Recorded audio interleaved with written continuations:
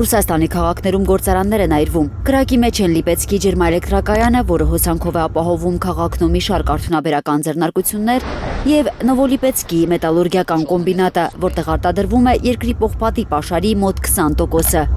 Լենինգրադի մարզում հրդեհ է բռնկվել Լադոգայի արդյունաբերական պարկում։ Գիշերը հարձակման են ենթարկվել նաև ռուսների վերահսկողության տակ գտնվող Մարիուպոլն ու Սիմֆերոպոլը, ինչպես նաև Անապան ու Բելգորոդը։ Ուկրաինայի զինուժի հարձակման հետևանքով վերջին 24 ժամվա ընթացքում Բելգորոդի մարզում 9 մարդ է զոհվել, եւս 77-ը վիրավորվել։ 1 զոհ եւ 7 վիրավոր կա Խերսոնի շրջանում։ Ռուսական ԱԹՍ-ների հարվածներից առևտրային կենտրոն է հրդեհվել Սումիում, վիրավորվել է 6 մարդ, այդ թվում 4 երեխա։ Սումիի մարզային ռազմական վարչակազմի ղեկավարի խոսքով ավերածությունները զգալի են։ Վիրավորներ եւ ավերածություններ կան նաեւ Խարկովում եւ Չերնիգովի մարզում։ Փրկարարները շատ հաճախ ստիպված են լինում աշխատել կրկնակի հարվածների տակ։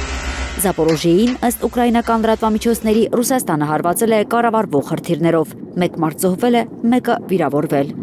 Ռուսաստանի պաշտպանության նախարարությունը նոր կադրեր է հրապարակել ռազմաճակատի հարավից, Օրեխովոյից, որը Զապորոժիեից մոտ 50 կիլոմետր է հեռու։ Օրեխովոյի ուղղությունը երկար ժամանակ ծանր մարտերի գոտի է եղել։ Տեսանյութում ռուս զինվորականները եւս մի հենակետ են իրենց վերահսկողության տակ վերցնում։ Գերատեսչությունը նաև հայտնել է ուկրաինական նավահանգիստներին նոր հարվածներ հասցնելու մասին։ Խոցվել են վառելիքի, էներգետիկայի եւ տրանսպորտային ենթակառուցվածքներ, ինչպես նաև Ուկրաինայի զինված ուժերի բեռնաթափման եւ պահեստավորման տարածքներ, հեռահար անօդաչու թռչող սարքերի հավաքման եւ պահեստավորման օբյեկտներ։ Նանոսят и будут продолжать наносить удары. Ռուսաստանի զինված ուժերը կշարունակեն հարվածներ հասցնել Սև ծովում գտնվող այն նավերին, որոնք զենք եւ սպառազինություն են տեղափոխում Կիևի վարչակազմի համար։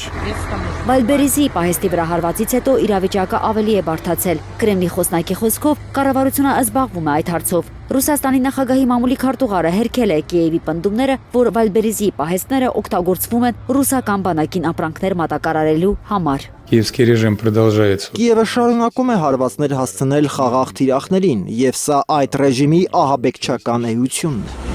Ավելի վաղ ՄԱԿ-ի մարդու իրավունքների գերագույն հանձնակատարի խոսնակ Թամին Ալխիտանը 10-ին ասել էր, որ Ուկրաինայի զինված ուժերի կողմից Վալբերիզի պահեստների վրա հարվածները կարող են համարվել պատերազմական հանցագործություն։ Կրեմլում լսել են Մեծ Բրիտանիայի նոր վարչապետի առաջին հայտարարություններից մեկը, որով Էդի Բերնհեմը լիակատար աջակցություն է խոստացել Ուկրաինային եւ անձամբ նախագահ Զելենսկիին։ Դա փաստ է, որը մենք ի գիտություն ենք ընդունել։ Ծովինար Բարխուդարյան, Արմեն Ապրեսյան, Հայլուր։